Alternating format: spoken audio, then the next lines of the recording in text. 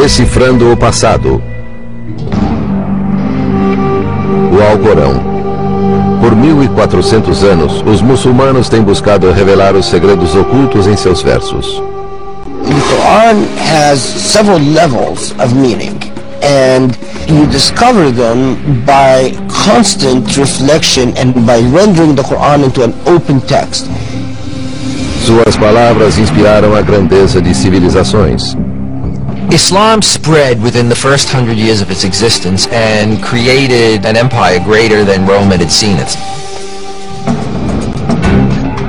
Alguns, porém, encontraram no Alcorão a base para uma ideologia violenta. There are many religious figures who are very emotional, who are interpreting the Quran in a manner which suggests confrontation and violence and death. Quais são os verdadeiros significados do Alcorão? They say that little knowledge is very dangerous. Just to know how to read the Quran is not enough to understand what the Quran is saying.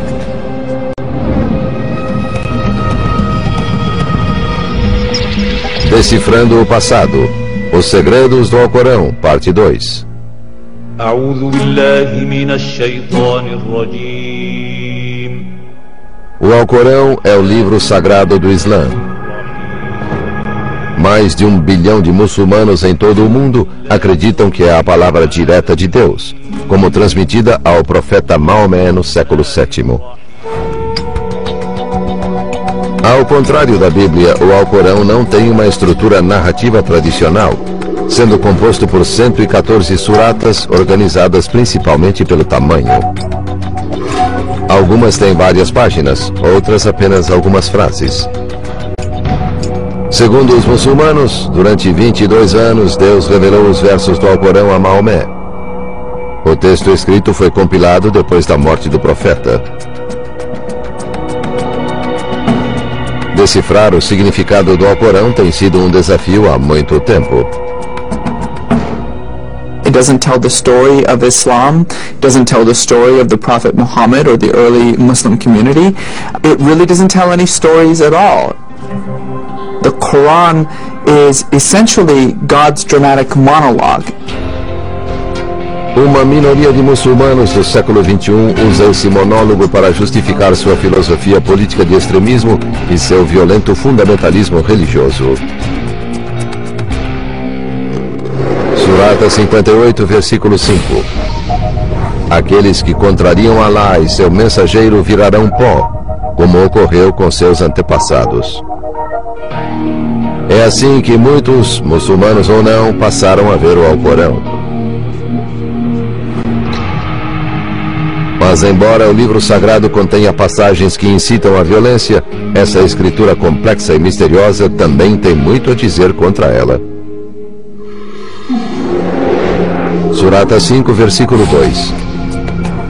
Auxiliai-vos na virtude e na piedade, e não vos auxilieis mutuamente no pecado e na hostilidade. Essas mensagens de paz e de compaixão são os verdadeiros guias para a grande maioria dos que vivem pelo Alcorão. For many Muslims, the Quran is the source book for life. In other words, it's not just a book that tells the Muslim about his or her relationship to the divine creator, but it's also a source book of moral guidance. Como essas duas visões, uma de paz e outra de violência, podem coexistir no mesmo livro? Those who want to present a picture of Islam as a violent religion will focus on those few verses and say the violent thing, and the ones who want to say that Islam is all sweetness and light and toleration will pick the other half. Neither is, of course, entirely true. Essas contradições são consequências de mais de 1400 anos de cultura e de conflito.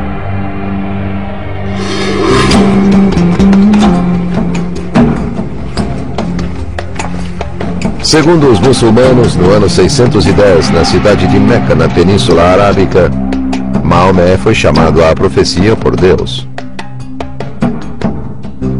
As revelações que Maomé recebeu ficaram conhecidas como o Alcorão. Muitas dessas revelações vislumbravam uma sociedade mais justa e igualitária e eram revolucionárias. Quando Maomé começou a pregar, as mensagens logo cativaram o coração e a mente das pessoas submetidas à desigualdade e opressão há gerações. We have to care for the poor. We have to care for the needy. We have to care for the impoverished, those who are disenfranchised and powerless. That is really the main thrust of Islamic social justice. O que fora um conjunto de tribos em guerra, cada qual com seus deuses, logo foi unificado por Maomé sob a bandeira do Islã. Em poucas décadas, a mensagem do Alcorão expandiu-se por toda a península. Após a morte de Maomé em 632, os califas continuaram a espalhar as palavras do livro sagrado. Surata 18, versículo 29. Dize-lhes: a verdade emana do vosso Senhor, que creia quem desejar e descreia quem quiser. The Quran tells Muslims to spread Islam, to spread the message of Islam. And rulers, in particular, interpreted the spread of Islam in an imperial fashion. Within 50 years, what had begun as a small community of faith centered in Mecca and Medina had thoroughly absorbed most of the Indian subcontinent. It had swallowed whole most of North Africa, and it had pushed the Christian empire deep into Europe and made it very little more than just a regional power. O Alcorão inspirou diversos impérios. Um dos primeiros foi o Império Abássida, cujo centro ficava em Bagdá. Fundado no ano 750, o Império Abássida marcou o início da Era de Ouro do Islã, uma civilização que se baseava nas mensagens do Alcorão. Um pilar dessa civilização era um conceito enfatizado em todo o livro sagrado: ilm, o conhecimento. The word ilm or knowledge is used more often in the Quran than any other word except the word for God. God emphasizes knowledge because that is what makes us human beings. Muitos estudiosos dizem que ilm inspirou os governantes do império e ajudou a civilização a florescer. The Quran is like the seed, and it exploded, inspired these dormant human beings in Arabia to become inquisitive about everything and explore everything. O Império Abássida realizou progressos sem precedentes em ciência, matemática e tecnologia. Seus estudiosos reuniram muitos textos gregos antigos e depois os devolveram aos europeus. This was an era in which the great works of literature, the great works of philosophy, in particular Aristotle, were preserved not in Greek, but in Arabic. These great works that essentially become the foundation of Western civilization were translated not from Greek to Latin, but from Arabic to Latin. O Alcorão também inspirou as áreas da arte e da cultura. In Islamic art, for example, we find that there's a tremendous emphasis on calligraphy, that is, on the writing in a beautiful way of the Arabic script, particularly when it's Quranic verses. You know, the Quranic verses as decoration become almost emblematic of Islamic art. Como os monges cristãos que copiaram a Bíblia, os calígrafos escolhidos para transcrever o Alcorão eram muito valorizados. E às vezes levavam anos para terminar uma cópia do livro sagrado.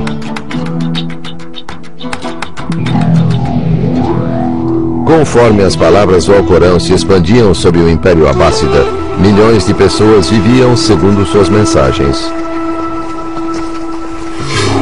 Um desses preceitos foca-se em uma palavra que aparece poucas vezes no Alcorão e que é uma das mais polêmicas: jihad.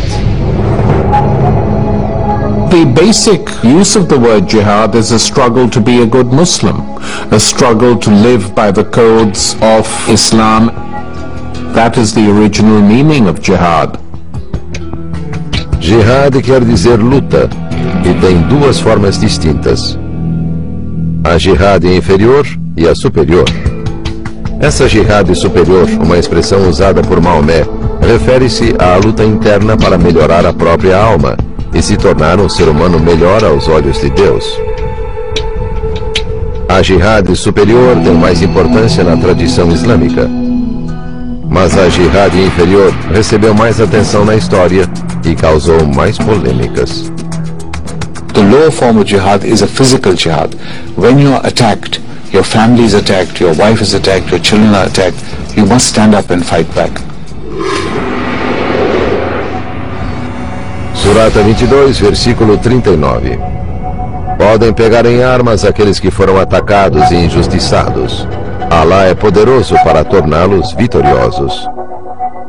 A good Muslim, if Islam is under siege or the community is under siege, has the right, indeed may have the obligation, to defend his faith or her faith, the community, or oneself.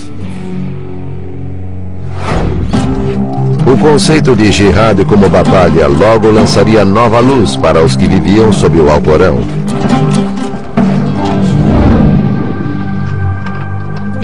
No auge do Império Abássida, exércitos da Europa cristã puseram-se em marcha. E começou uma série de batalhas pela cidade santa de Jerusalém, as Cruzadas.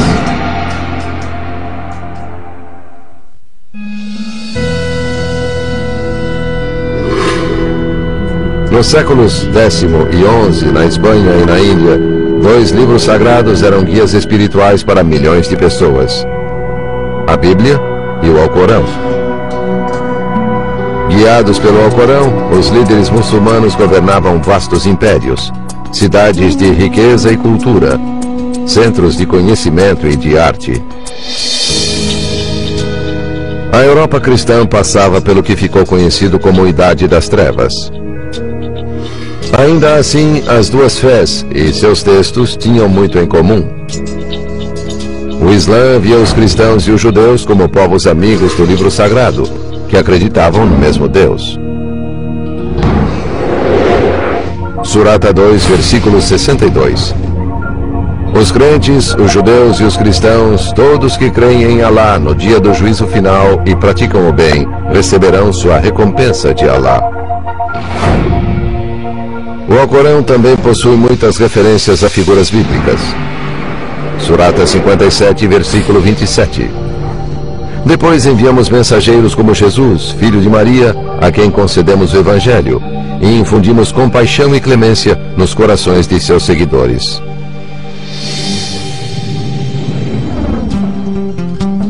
Mas no mundo muçulmano, a cultura europeia não era valorizada. The Muslims had a very clear idea of what the peoples of Northern Europe were like. They were of the wrong religion, they were boorish, they were unhygienic, they were like lumbering animals. Esses dois mundos iniciaram um conflito sangrento por um dos lugares mais sagrados da Terra: Jerusalém, uma cidade sagrada para cristãos, judeus e muçulmanos. Depois de Meca e Medina, a terceira cidade sagrada do Islã é Jerusalém, onde o Domo do Rochedo marca o local em que, segundo a tradição, Maomé subiu ao céu. Por séculos depois da morte do profeta em 632, Jerusalém foi governada por muçulmanos árabes, que espalharam a mensagem do Alcorão pela região. Então, no final do século XI, muçulmanos turcos assumiram o controle da cidade. The Turks are not Arabs.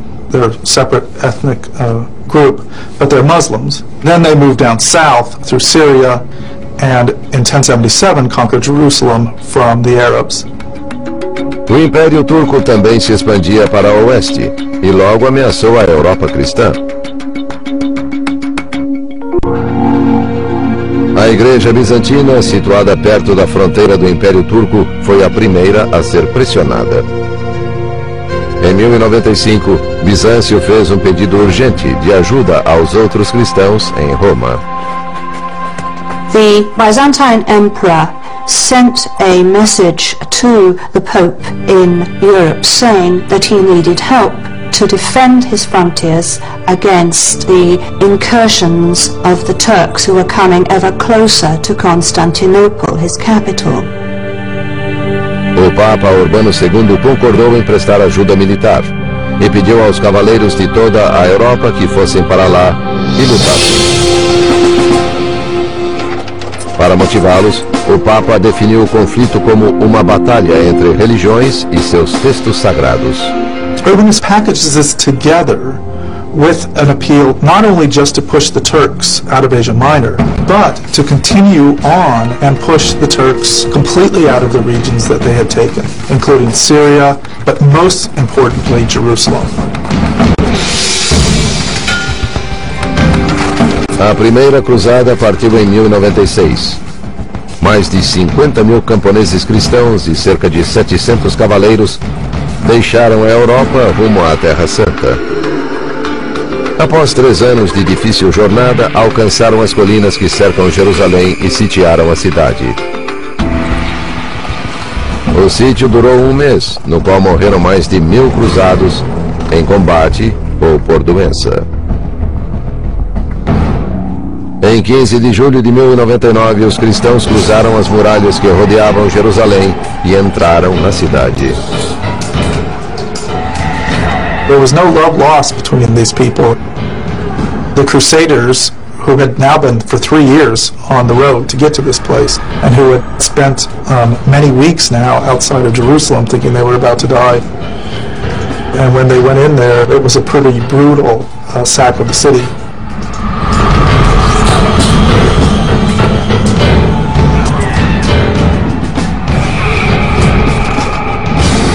There is no doubt on both sides of the historiography for this event that the Crusaders were exceptionally bloodthirsty. The memory of the brutality of the Crusaders is still with Muslims today. Depois de uma derrota devastadora, muitos procuraram respostas no Alcorão. Immediately after the coming of the First Crusade, religious scholars were assembling and saying to themselves, reading the holy text, "What have we done wrong? Why have we incurred God's displeasure?" Dos conceitos do Alcorão mostrou-se crucial, enquanto os muçulmanos tentavam entender como haviam perdido uma de suas cidades sagradas e como poderiam recuperá-la. Voltaram-se para a jihad, ou luta, e estabeleceram as bases para sua guerra santa. Islam at that point did not have any equivalent of the holy war. This is how the very word jihad changed its meaning as a result of the Crusades. Mas os muçulmanos só iniciaram a Guerra Santa um século depois, com o surgimento de 2 guerreiros que usaram a jihad como seu grito de guerra. Nur ad-Din foi um líder poderoso que em 1146 assumiu o controle do que é hoje parte da Síria e da Jordânia. Ele era profundamente religioso e se devotou ao estudo do Alcorão.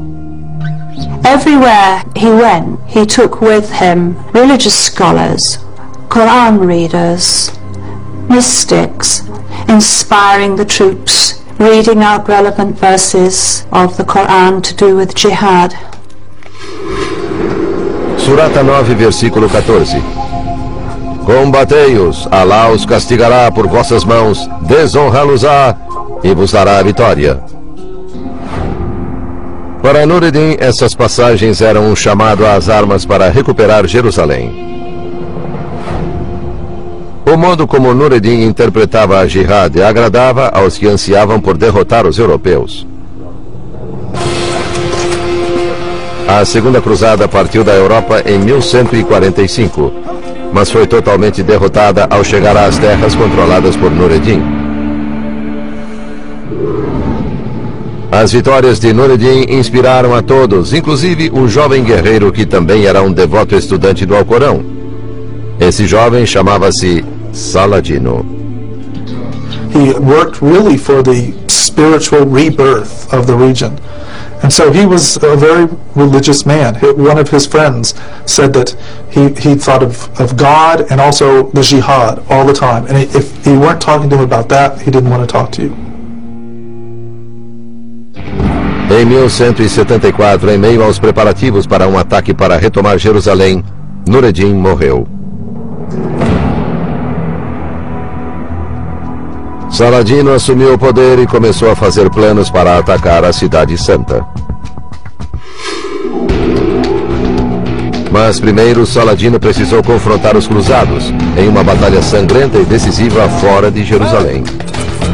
Em um planalto seco sob o sol escaldante do deserto, Saladino e suas tropas foram confortados pelos versos do Alcorão, enquanto se preparavam para encontrar o inimigo.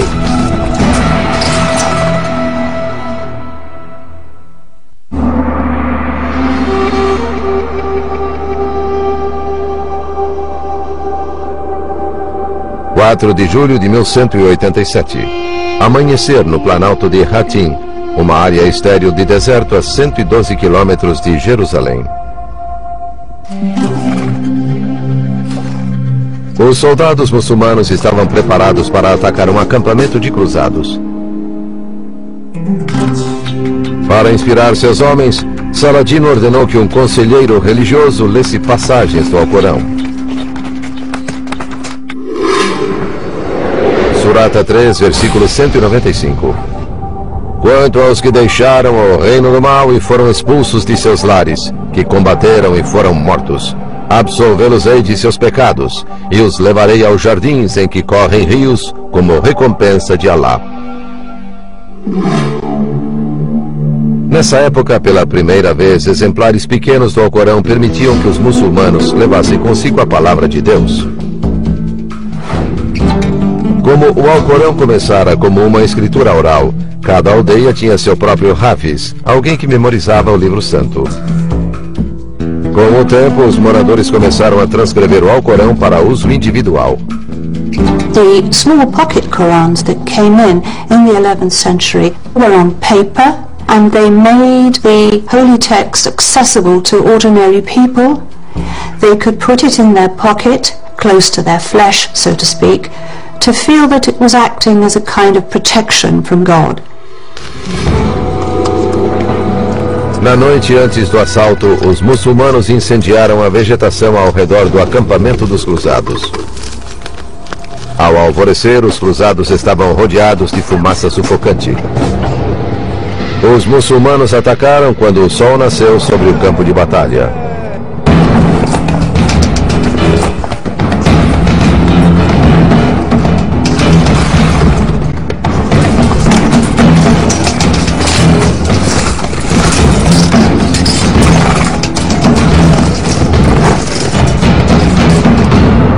Após meio-dia de luta feroz, os cruzados foram dizimados.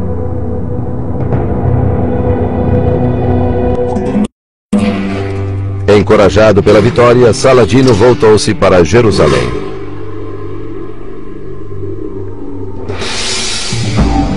Três meses depois, o exército de Saladino chegara aos portões da Cidade Santa e a cercara. Após 12 dias de cerco, os cristãos, que eram em menor número, renderam-se. Saladino teve de decidir o que fazer com os milhares de prisioneiros sob seu comando. He was persuaded by his advisors that here was an opportunity to show mercy, to show the superiority of Islam as a religion over Christianity. Saladino decidiu aceitar a rendição do comandante cristão. Depois desarmou todos os prisioneiros e os libertou. He allows those who can ransom themselves to go, and then when those people who cannot afford to pay ransom, he allows them to go and pays for them by his own estate. Now, this kind of action is only possible if you're inspired by the Quran, as is Salahuddin. A perda de Jerusalém foi uma amarga derrota para os cristãos na Europa. e logo desencadeou outra cruzada para recuperá-la. Essa cruzada, iniciada em 1189, era liderada por Ricardo Coração de Leão, o rei da Inglaterra. Como Saladino, Ricardo era conhecido pela devoção à fé e pela bravura em batalha. Os dois guerreiros eram adversários de valor. Richard would have heard about Saladin and his reputation even before he set out from his home in Europe to the Holy Land. Saladin had been much praised and feared. As primeiras batalhas de Ricardo com as forças de Saladino foram vitórias cristãs. Mas tomar Jerusalém era muito mais difícil. Os exércitos de Saladino eram fortes, e o terreno aberto ao redor da cidade murada dificultava o ataque. Muçulmanos e cristãos estavam em um impasse. Em 2 de setembro de 1192, os dois lados celebraram uma trégua. The Third Crusade is a bit of an anticlimax from the Muslim point of view. Saladin failed to remove the Crusaders permanently from Muslim soil. Cristãos e muçulmanos lutaram muito em nome de seus livros sagrados. Mas como nenhum lado obteve uma vitória decisiva, as batalhas que travaram por mais de 100 anos continuaram inacabadas. Séculos mais tarde, essas feridas foram reabertas pelo choque entre o Islã e a modernidade. Quando isso ocorreu, dois estudiosos muçulmanos ajudaram a estabelecer a fundação para uma nova era do Islã, que favorecia uma nova visão do Alcorão e do conceito de jihad.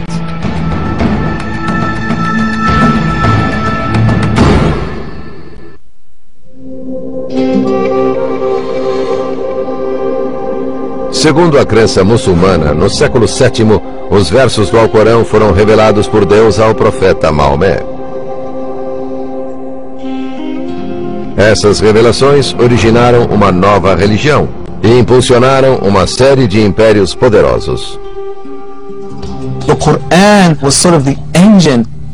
It's just a phenomenal unleashing of intellectual and religious energies that really informs the culture and the society at the time. A Era de Ouro do Islã durou centenas de anos. Mas no século XV, o declínio havia começado. Internamente, os recursos dos vários impérios muçulmanos eram escassos, e eles começaram a competir entre si por terra e influência. Segundo alguns estudiosos, essa luta foi causada em parte pela sociedade ter se afastado da busca do conhecimento, ou ilm, preconizada pelo Alcorão, e estar focada na busca do poder. The downfall begins in the 15th, 16th centuries when ilm or knowledge is no longer prized. So you have Muslim empires fighting other Muslim empires, and there's tyranny and there's oppression, and the scholar is being more and more marginalized. As forças externas foram igualmente importantes para o declínio dos impérios, especialmente o poder crescente da Europa cristã. O último dos grandes impérios muçulmanos foi o dos otomanos. A partir da Turquia, o Império Otomano começou a crescer no século XV e expandiu-se até os portões de Viena. Foi lá, em 1683, que as forças europeias bloquearam decisivamente a expansão muçulmana. Por 2 meses, mais de 200.000 soldados lutaram fora das muralhas da cidade. Finalmente, o exército otomano foi derrotado. A partir daí, a influência muçulmana perdeu terreno para os poderes europeus. Sem que houvesse uma autoridade política central, interpretações diversas do Islã espalharam-se por todo o mundo muçulmano. Em resposta a isso, surgiu um movimento que buscava restaurar a antiga glória do Islã e a leitura literal do Alcorão. Em meados do século XVIII, um estudioso chamado Muhammad ibn Abd al-Wahhab viveu no Império Otomano, onde hoje está a Arábia Saudita. Ele acreditava que os muçulmanos tinham se desviado dos ensinamentos do Alcorão e pregava um retorno ao que afirmava serem os princípios de sua religião. He saw his society as becoming corrupt, so like, quote, any good revivalist, the notion is, if we're corrupt, it means we've departed from true religion, we need to get back to true religion. And for Muhammad ibn Abdul Wahhab, that meant going right back to the Quran and to the example of the Prophet. Wahhab achava que todas as interpretações não ortodoxas do Alcorão deviam ser banidas. Clamava por atos como apedrejar os adúlteros e amputar as mãos dos ladrões, regras que constam do livro sagrado, mas que nem sempre eram aplicadas. The Quranic literalists don't see that this was something that was written in the early medieval period or the late ancient period. It's one thing to have it written in the Quran and another thing to implement it. A interpretação estrita do Alcorão feita por Wahhab continuaria desconhecida se não fosse pelo destino. Em 1744, viajando pela Península Arábica, Wahhab encontrou um líder local chamado Muhammad ibn Saud. Saud era um líder ambicioso que desejava unificar toda a Arábia. Armado com os ensinamentos fundamentalistas de Wahhab, Saud acreditava que poderia usar a espada de aço e a espada da fé para dominar toda a península. They actually literally signed a compact. You will be the religious leader and I will be the political leader and we will try and take the whole peninsula. Foram precisos 2 séculos. Mas em 1924, os descendentes de Saud finalmente conquistaram a Arábia e dominaram as cidades mais santas do Islã, Meca e Medina. 8 anos depois, foi fundado o Estado moderno da Arábia Saudita, e as doutrinas estritas do Wahhabismo tornaram-se a lei no reino. Mas não foi o Wahhab quem criou a doutrina fundamentalista da época moderna. Essa tarefa foi assumida por um jornalista egípcio, que se baseou na filosofia de Wahhab para criar sua interpretação do Alcorão, repleta de violência e saturada de controvérsias. Seu nome, Said Qutb. Em 1918, o fim da Primeira Guerra Mundial trouxera o final do Império Otomano. As terras árabes no Oriente Médio foram divididas entre os poderes coloniais europeus, que estabeleceram regimes profanos e opressivos. Said Qutb, nascido no Egito em 1906, cresceu nesse mundo. Quando jovem, Qutb não era radical nem religioso.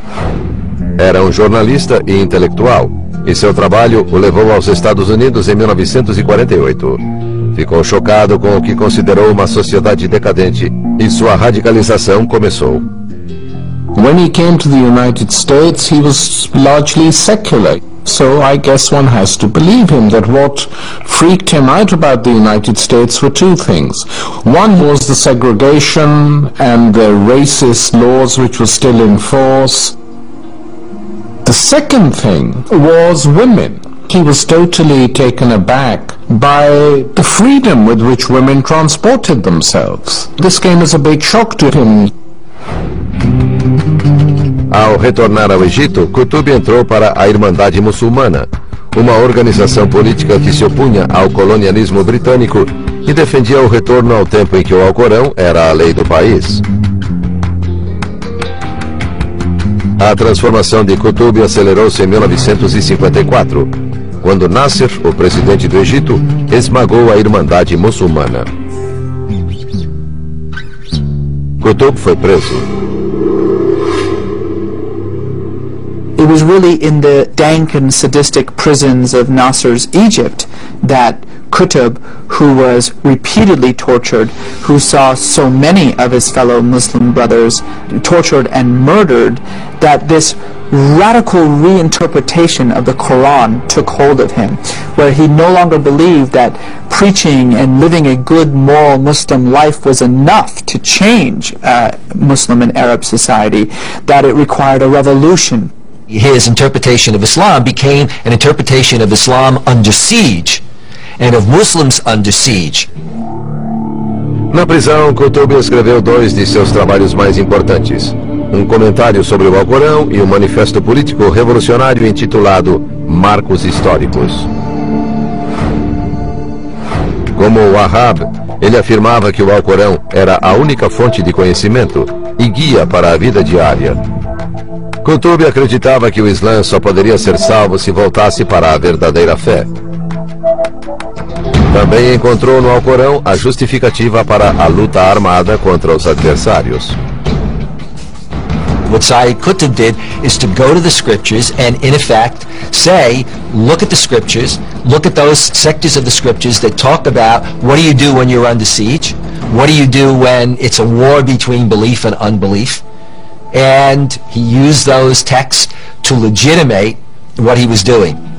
His argument is that the world has changed and that the Muslim governments are no longer properly defending the world of Islam against incursions from outside. And so, he argues, each individual Muslim must now take the responsibility of military jihad on their own shoulders.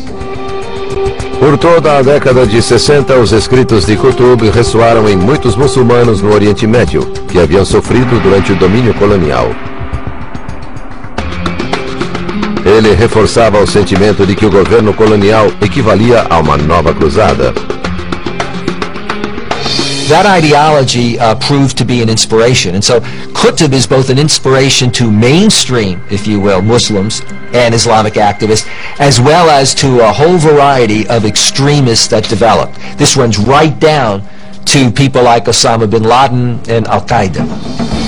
O legado de Wahhab e Qutb para os extremistas muçulmanos nas décadas que se seguiram levou muitos muçulmanos e não muçulmanos a estudar o Alcorão e desencadeou um debate sobre o verdadeiro significado de seus versos misteriosos.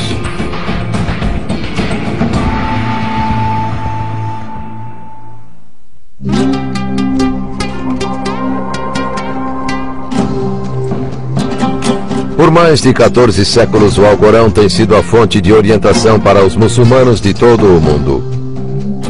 Mas o que os fiéis encontram em suas páginas depende daquilo que estão procurando. Como quase todos os livros sagrados, o Alcorão contém diversos significados que são contraditórios e difíceis de conciliar. Há inúmeros versos que exortam os fiéis a viverem em paz e a criarem uma sociedade de justiça e compreensão. Surata 16, versículo 90. Alá ordena a justiça, a prática do bem e a generosidade para com os homens, e proíbe tudo o que é vergonhoso e que contraria a razão. Mas outros versos no Alcorão ordenam que os muçulmanos peguem em armas contra os infiéis. Surata 9, versículo 29. Combatei aqueles que não creem em Alá, nem professam a religião da verdade, até que paguem de bom grado e se sintam submissos. Recentemente, uma parcela pequena, mas crescente de muçulmanos encontrou nesses versos a justificativa para uma ideologia violenta.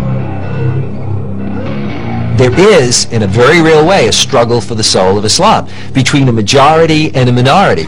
A minority that is a minority, but that is dangerous and have an impact beyond its numbers. Em 1998, Osama bin Laden citou um destes versos: matai os pagãos, onde quer que os acheis, prendei-os, capturai-os e preparai-vos para todos os estratagemas da guerra. Osama bin Laden quoted from the Quran and also the example of the Prophet in order to try to justify his actions and the actions of these other radical leaders in pursuing their form of jihad. Mas os estudiosos, muçulmanos ou não, ressaltam que Bin Laden usa o Alcorão de modo seletivo e distorcido. What's interesting is that when we go back and look at the verses of the Quran that Bin Laden quotes, he plays with them in a way to make them seem more military than in fact they are.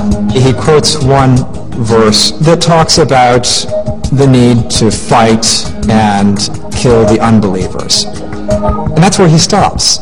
But the verse continues. It also says, but when the enemy ceases to be a threat, when it ceases to fight, then remember that God is merciful, remember that, warfare is not the primary way that you should go.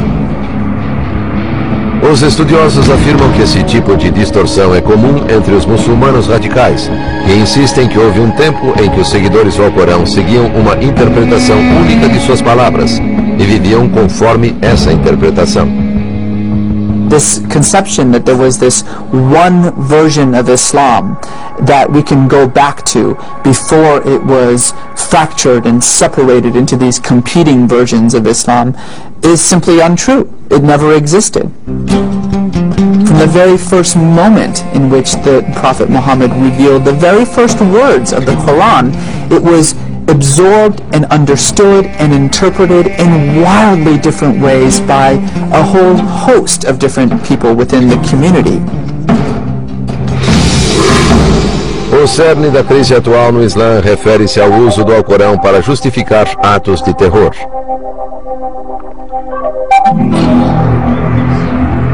As origens dessa crise podem ser encontradas no desafio enfrentado por todas as grandes religiões. Como manter o status de seu texto sagrado em um mundo moderno que parece negar sua relevância?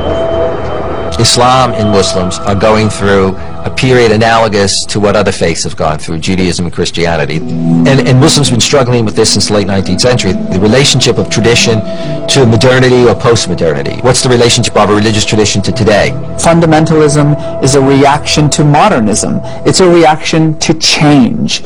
Change is inevitable, and as long as change is inevitable, fundamentalism will be inevitable. Também é inevitável que os fiéis busquem o Alcorão para saber o futuro. The Quran has been used to divine the future, but it does not itself pretend to hold the secrets of the future. Ultimately, the future that the Quran is concerned about is the end of time. Isso não impediu que alguns digam que há previsões específicas em suas páginas. Um muçulmano indicando versos que se referem a um grande dilúvio previu que um tsunami atingirá os Estados Unidos em 2007 como punição pelos crimes cometidos contra a humanidade. Mas a maioria dos estudiosos considera esse tipo de profecia como outra distorção do texto. So there's all kinds of different ways of interpreting it, interpreting what the meaning is of the text. Really, the difficulty is not what the text says, but what do we want to make it mean? Durante séculos, em tempos de guerra e de paz, o Alcorão ajudou a moldar a história. As mensagens no livro sagrado do Islã foram usadas para impulsionar grandes civilizações e foram citadas como inspiração para atos terríveis. Muslims respect the Quran, they're motivated by the Quran. The challenge for Muslims is, go to the Muslims and confront them like a mirror, hold that mirror up to them and say, where is this coming from? Is this coming from the Quran, or are the messages of peace, of compassion, of friendship, of knowledge stronger in the Quran? And if we can get it right, then we will be able to change the very nature of Muslim society in the 21st century. Because of widespread literacy, because of widespread access to the Quran, Muslim individuals, and particularly Muslim women, are going to the Quran by themselves, for themselves, many for the first time. They are creating an Islam that is becoming ever more diverse, that is becoming the exact opposite of what these jihadists and these extremists want it to be. O modo como o Alcorão continuará a influenciar os eventos históricos dependerá de como os milhões de fiéis ao redor do mundo irão interpretar suas palavras e do modo como escolherem viver seguindo seu livro sagrado.